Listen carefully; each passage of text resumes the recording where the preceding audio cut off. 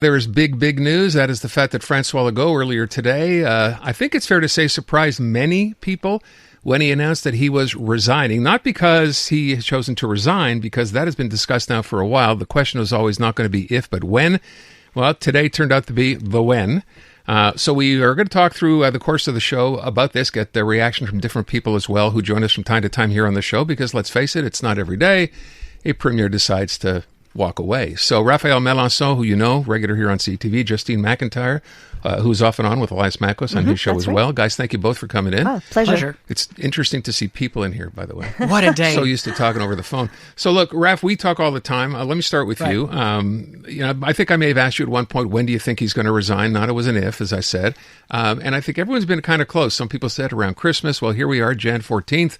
Ça suffit. It's over. Your reaction? Well, I always say for at least 6 months, I've been saying he has to resign by February so that his party can hold a leadership race and have a new leader by the spring in order to be ready for the upcoming battle in the general elections this fall. So the timing is good for the CQ. They might have a swift leadership race. To what we hear so far is that the CQ would like to have. They're going to be meeting tonight. The board of the CQ will be meeting tonight virtually to discuss the details.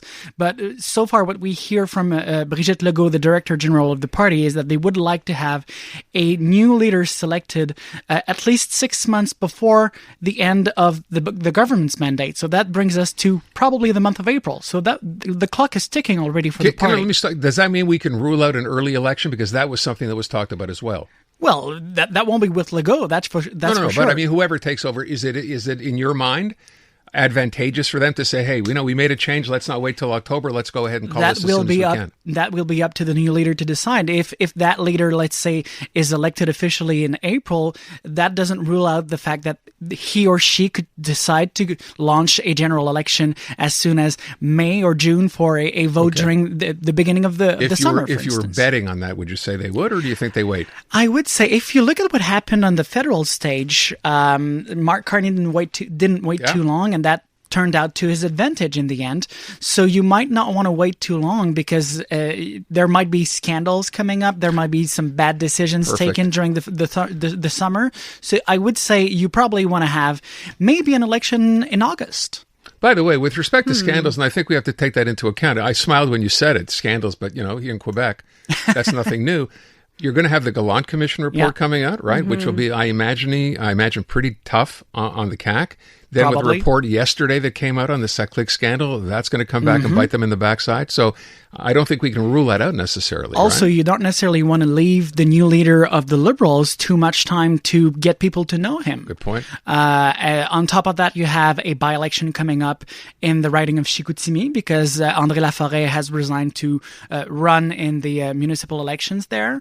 That might be a huge loss, a huge slap in the face for the CQ. So you want to put that behind you as soon as possible with a new leader. Okay, Justine, let me get your take on this. Yep. First of all, again, I don't know if you agree with we knew it was going to be a when more than an if. What was your reaction when you heard it this morning? Caught by surprise? Not caught by surprise, although we had heard François Legault repeating over and over that he was there to stay. And he did seem like the kind of solid leader who can pretty much take anything. He's a surprising man. You'd see him in these press conferences being asked, when are you going to resign? What are you preparing for what's to come? And he was like, I'm here. And as long as I'm here, that's the end of the story. And I think we all bought it. I mean, I bought it. I wasn't, so I do think that some people were surprised. However, I think that he's also a reasonable person. He saw survey after survey coming out against him specifically, against the CAQ. He knows that there have been some very unpopular mistakes in the recent past of the CAQ. We can talk about Northvolt. We can talk about Saclic. We can talk about the Gallant Commission. Bill 2. Bill, a lot of things, okay? A lot of reasons, a lot of irritants that have reflected poorly on the CAQ and reflected poorly on him personally. I would say, though, maybe a little bit differently from Raphaël, that I would expect that now they have ahead of them a leadership race. We have no idea who that new leader is going to be. And I would expect that they would want to create as much distance as possible between the previous CAQ version Legault, and whoever this new leader is going to be, so that whatever comes out of the Galland Commission, for example, that they'll have time to create some distance with that and to create a new reputation and a new narrative moving forward. So someone who can't say, well, it's not going to stick to me. I wasn't involved in this, so I'm a completely different person. I am not François Legault, basically, right? Depends who they select in the end as Legault's Well, it's not going to be Geneviève Guilbeault, I guess, right? I guess not, but what I hear, and I've been hearing for months, that she's already preparing the ground for the battle. She certainly wants to run. Now, does she really stand a chance now, considering the Saclay scandal, but also considering her very bad relations with some of her colleagues within the government? I don't see her as a serious contender, but I certainly see her as a potential candidate, yes. Now, I believe I heard in one of our casts earlier someone mentioning, because here we go already, same day, politics being a dirty game. There's already people now who have been asked, would you consider running? And one of them who said yes is François Bonnardel. What do you make of that? I don't believe that. Saclay, he's been there for 20 years. He's not... This party... I don't think the savior, apart maybe from Sonia Lebel, who still has this aura of ethics and the Charbonneau Commission, and she has that likability factor in her. Apart from Sonia Lebel, I don't see that many people within the current caucus of the CAQ who could be considered as a savior for that party. I think they will have to have people from the outside world of politics, some outsiders running for the leadership of the CAQ. Same thing that happened for the Liberals on the federal stage with Mark Carney. Who wants to be a savior for the CAQ right now? I don't think that they are in a position to be able to attract somebody from the outside who's interested in steering the ship right now. I see it more as being probably a pretty robust race between insiders. You mentioned Sonia Lebel. We talked about Geneviève Guilbeault. There's Simon Jolin Barrette, who's another up-and-coming, maybe François Bonnardel. There may be others from within the party. There are people who have, been strong spokespersons for the party in ministerial roles. I think there's probably going to be a healthy and robust internal debate as to who the next leader will be, but I'm not sure they're going to be able to attract somebody from the outside, given the way they're currently polling in particular. When you talk about someone from the outside, this is François Legault's party. It is. It was not a party till he got together with a couple of people and said, hey, you know what, let's start this party. Now he's leaving. It's going to be someone else's party, or is it always François Legault's party? Well, that's the big question. Was it all the time just a one-man show in the end, or is this party going to survive François Legault? Because it's a very broad coalition that was brought together by a single man around his personality. So the question is, did Legault just act as the cement or the glue that kept these people together, or will a leadership race lead to internal tensions, divisions, and eventually the party splitting? Can this party survive François Legault? To me, it's still a big question mark. Well, some people are also hearkening back, though, to the ADQ, to Mario Dumont, and I think that there are people who are, maybe fantasizing a little bit about having him jump back into politics, because he was, similarly to François Legault, somebody who had an outsider view of politics and wanted to come in and create a different way of doing politics in Quebec. But he already ruled that out. Yeah. You want to scratch him off your bingo card. He said he's not going to do it. He doesn't want to get back into politics. Bernard Rainville. Might be a fantasy, like Bernard I said. Rainville, I'm not quite sure, but when he announced he was going back to politics in 2022 and joined the CQ, I thought he could have been a serious contender to succeed François Legault. Now he's had quite a rough time as a minister, as education minister particularly. So I don't see him much today as I probably would have seen him running just a few years ago. But to me, it's not clear if within this party somebody can really turn things around in time for the next election. Bringing you the breaking news and the people making it. Montreal Now with Aaron Rand, CJAD 800.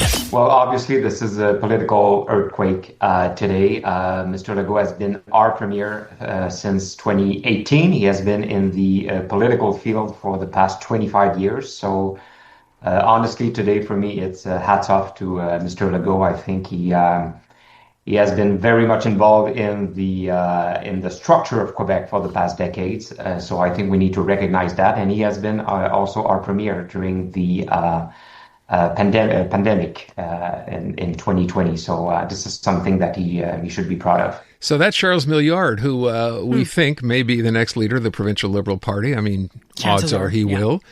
His reaction, and look, across the board, and I said this off the top, you expect that every political, person spoken to today in any party, including Paul Saint-Pierre Plamondon, who had a very nice comment about, the work that Premier Legault did, that's what you're going to hear, because that's what you expect to hear. With respect to Charles Milliard, here's a guy who's not yet officially confirmed as a Liberal. What is a day? And he called it a political earthquake, which I think is a great description. What does this help him? Does this hurt him? What does this do for him, Raph? Well, it depends. First of all, by the spring, the entire political landscape of the province will be drastically different from what we have right now. Because yes, the Liberals will have a new leader confirmed. Could be, potentially will be Charles Milliard. And then you have the CAQ who will be selecting a new leader. And will it be good for the Liberals or not will all depend on whom the CAQ picks as their leader. Because if they pick someone who comes from the business sector, for instance, well, that's no good news for Milliard, because as the former president and CEO of the Federation of Chambers of Commerce of Quebec, he wants to embody what the Liberals have for a long time been, which is the party of the economy. And that could be to their advantage if ever the CAQ were to choose someone from a rather social sector background. For non-business person. A non-business person. On the other side, though, I would say it's probably the worst case scenario for Paul Saint-Pierre Plamondon and the PQ at the moment. Well, because right now they were benefiting from the fatigue of the CAQ and of François Legault.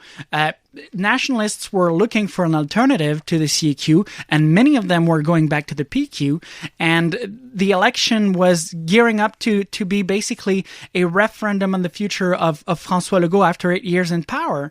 Now this is not the case anymore. They're going to have a new leader, and if it's a nationalist leader, well, I'm not sure it's good news for the PQ, because as long as the PQ will keep talking about a referendum, a third referendum on sovereignty, a lot of people, 2/3 of Quebecers, again, don't want to hear about sovereignty at the moment. So a lot of people will be seeking a nationalist alternative, and that could be the new leader of the CAQ.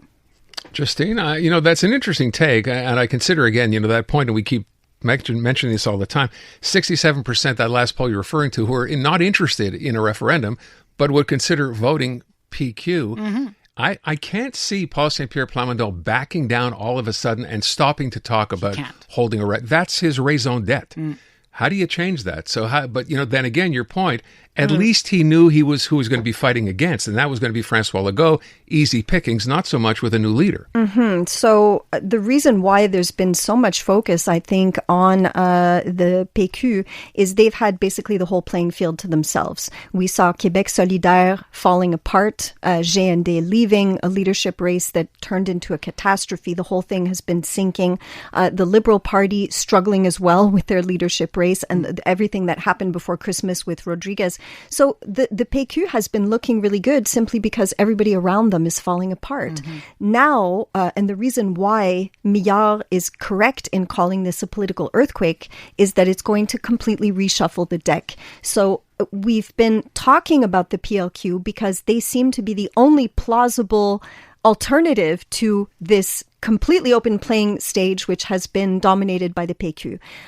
Now everything's going to shift to the CAQ once again. Interest is going to shift away. That's going to hurt the Parti québécois. It may potentially mean that there's less interest in what's going on in the PLQ as well. Québec solidaire, I think, is not going to recover, though.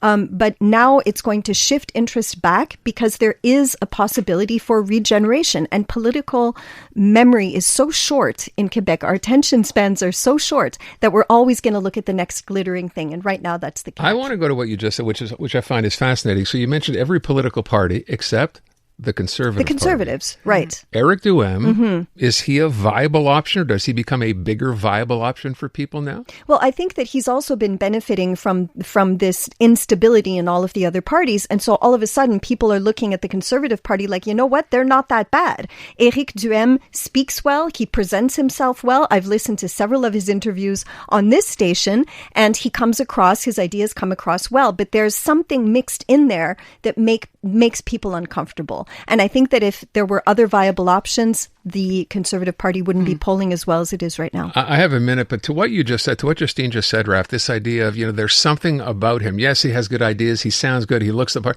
What is it about that party or Éric Duhaime that people can't necessarily buy into, do you think? I think a lot of people would have thought of voting for Duhaime while pinching their nose this fall, for the very simple reason that a lot of people still remember him siding with anti-vax during the pandemic.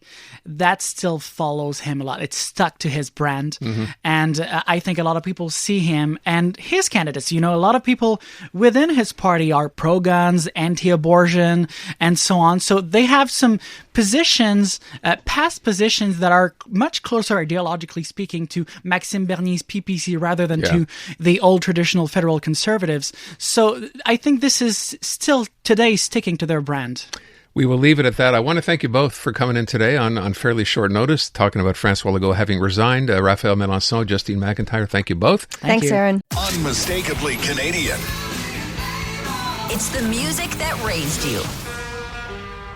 The artists raising the bar. Hi, this is Brian Adams. Hey, my name's Brett Emmons. I'm from the Glorious Sons. Hi, I'm Nelly Furtado. Made in Canada. The station that champions Canadian music. Loud, proud, and all yours. No passports required. Just press play. Tap into Made in Canada now on iHeartRadio.ca or the free iHeartRadio app.